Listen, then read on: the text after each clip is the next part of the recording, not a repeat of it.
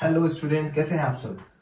आज का टॉपिक जो है हम आपके लिए लाए हैं स्पेशल फिजिक्स और केमिस्ट्री दोनों कंबाइन करके। ये छोटा सा टॉपिक है, कुछ पढ़ने जैसा टॉपिक नहीं है। ये इंपॉर्टेंट पॉइंट्स है जो आपको एग्जाम के लिए तैयार रखनी है। कुछ फिजिक्स के हैं और कुछ केमिस्ट्री के हैं। ठीक है, आपको इनको अच्छे से क्या करना है, पहले सारे पॉइंट्स को एक पेपर पे नोट कर लेना है और बारी बारी सबकी रिवीजन करना है। बस इसको पढ़ लेना है, अच्छा खासा नंबर मिल जाएगा। बाकी आप और ज्यादा मेहनत करेंगे और बेहतर नंबर मिलेगा। तो उन सारे बच्चों के लिए जिनको ये लगता है कि हमारा मार्क्स ज्यादा कैसे आ सकता है, हम फेल होने से कैसे बच सकते हैं, उनके लिए स्पेशली है। यानी अच्छा स्कोर करने के लिए कम वक्त में ज्यादा से ज्यादा चीजें हैं। तो कॉपी पेन निकाल लीजिए और दिए गए पॉइंट्स को नोट कर लीजिए।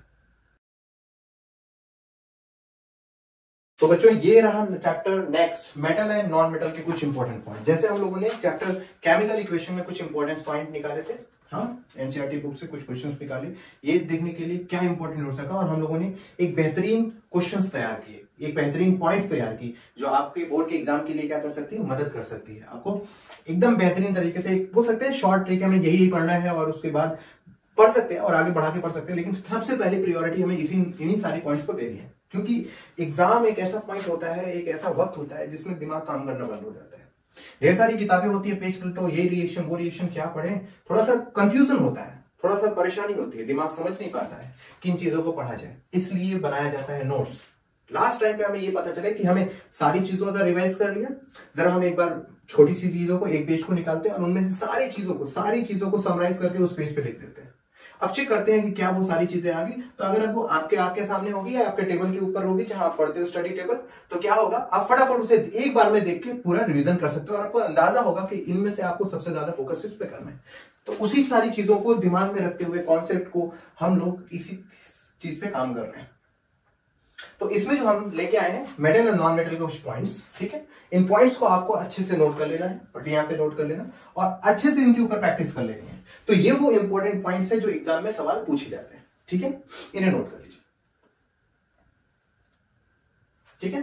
जैसे पहला पॉइंट है all chemical property of metal and non metal. आपको क्या करना है, एक झलक देख लेनी है केमिकल एंड प्रॉपर्टी मेटल और नॉन मेटल की, ठीक है। दो एग्जाम्पल, एक एग्जाम्पल की प्रैक्टिस कर डालनी है, ठीक है। और प्रोडक्ट के ऊपर ख्याल रखना है कि प्रोडक्ट क्या बन रहा है, कौन सी गैस आ रही है, उन चीजों का ख्याल सबसे ज्यादा वही चीज रखनी है कि अगर मेटल एसिड के साथ रिएक्ट करता है, जैसे इनमें सबसे ज्यादा इंपॉर्टेंट पार्ट अगर पूछा जाता है तो जिंक का पूछा जाता है। जिंक का अगर H2SO4 ना के साथ रिएक्ट किया जाए तो क्या बनेगा। अब तो जिंक के नाम से नहीं होता, जिंक ग्रेनुअल के नाम से देते हैं। तो क्या है जिंक ग्रेनुअल, क्रिस्टल फॉर्म में होता है जिंक का टुकड़ा, ठीक है। इसका रिएक्शन पूछ लेते हैं। तो प्रोडक्ट में क्या बना, गैस निकली, आपको उसकी टेस्टिंग करनी है। पिछले टॉपिक में हम लोगों ने देख रखा, ठीक है, टेस्टिंग कैसे होती है, ये सारी चीजें यहाँ पर है। एम्फोट्रिक ऑक्साइड को दिमाग में सेट करके रखना, कौन कौन सी होती है, एल्यूमिनियम ऑक्साइड और जिंक की oxide. Question directly put up कर सकते हैं कि एक ऐसे ऑक्साइड जो एम्फोट्रिक है, ठीक है, उसका रिएक्शन जो है यूज किया जाता है आयरन को गलाने के लिए, और उस रिएक्शन को बोलते हैं थर्माइट रिएक्शन, जिसमें यहाँ लिखा हुआ है, ठीक है। तो ये देखिए क्या है, ये आपका थर्माइट रिएक्शन की प्रॉपर्टी है। थर्माइट रिएक्शन है जिसमें Al2O3 जो कि एक एम्फोट्रिक ऑक्साइड, उसका इस्तेमाल करके यहाँ पे, तो नाम से ही आपके दिमाग में आना चाहिए कि अगर क्वेश्चन में आते हैं एम्फोट्रिक ऑक्साइड तो आपको फौरन दिमाग में आना चाहिए एल्यूमिनियम ऑक्साइड और जिंक ऑक्साइड। क्लियर है बात। उसके बाद नेचर होता metal oxide and non metal oxide को देखना है, आपको दिमाग में सेट रखना है। बहुत बड़ी चीज नहीं, छोटी सी पॉइंट है। सारे के सारे मेटल की ऑक्साइड क्या होते हैं, देखिए बेसिक इन नेचर होते हैं। कुछ ऐसी होती है जो एसिडिक होती है नॉन मेटल में, कुछ ऐसी होती हैं जो न्यूट्रल होते हैं, ठीक है। एसिडिक में 2-3 आपको याद रखना है, जैसे कार्बन की ऑक्साइड होगी, है ना, सल्फर की ऑक्साइड होगी। इसी तरीके से न्यूट्रल ऑक्साइड में भी 2-3 आपको दिमाग में सेट करके रखना है, ठीक है, जैसे वाटर हो गया, ठीक है, NO2 हो गया, ये सारी चीजें इसमें आती है। इलेक्ट्रॉन और स्ट्रक्चर में कुछ यहाँ पे एग्जांपल दे रखे हैं, इनकी घर पे प्रैक्टिस कर लेनी है। मेटलर्जी में आपको पढ़ना क्या है, जिंक का, कॉपर का, Hg का और Mn का, बस इतनी सी चीजों को पढ़े। सवाल इनमें से आने, बाहर से सवाल नहीं आते, इन्हीं 4 पॉइंट्स में से आते हैं। तो जिंक की ओर के बारे में आपको पढ़ लेना है, जिंक की ओर को किस तरीके से हटाया जाता है, इसकी रिफाइनिंग की कैसे की जाती है। तो ये जिंक के बारे में पूरी मेटलर्जी आपको देख लेनी। कॉपर के बारे में, Hg के बारे में यानी मरकरी के बारे में, आपको Mn है ना, मैग्नीज के बारे में भी देख लेनी है। अब कुछ पॉइंट्स हैं, एनोडाइजिंग क्या होती है, थोड़ा सा इसके बारे में एक थियरी है, ठीक है, एक डेफिनेशन होती है, उसको देख लेनी है। गैल्वेनाइजेशन कौन सा प्रोसेस होता है, रिफाइनिंग कॉन्सेप्ट को आपको ख्याल में दिमाग में रखना है, रिफाइनिंग कॉन्सेप्ट को, ठीक है।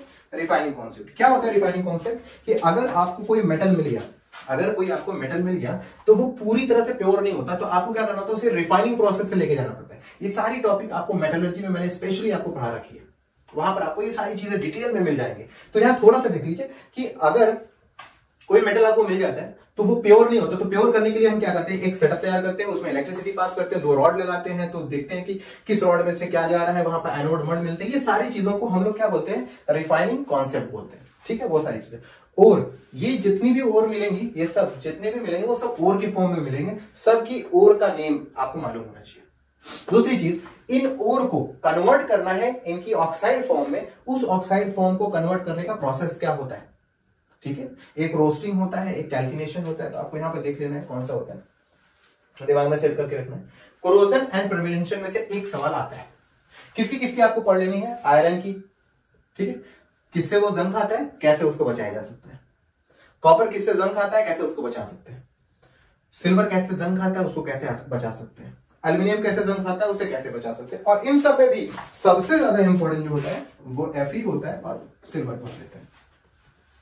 ठीक है, फिर यहां पर एलॉयज के बारे में बात हो जाती है, ब्रास है ना, ब्रॉन्ज के बारे में, सोल्डर के बारे में, अमेलगम के बारे में।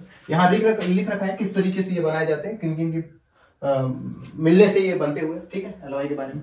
और ये एक इंपॉर्टेंट पार्ट Fe+Al2O3, जैसा कि मैंने आपको पहले बताया, क्या होता है ये, थर्माइट रिएक्शन, तो बहुत ज्यादा हीट निकलती है।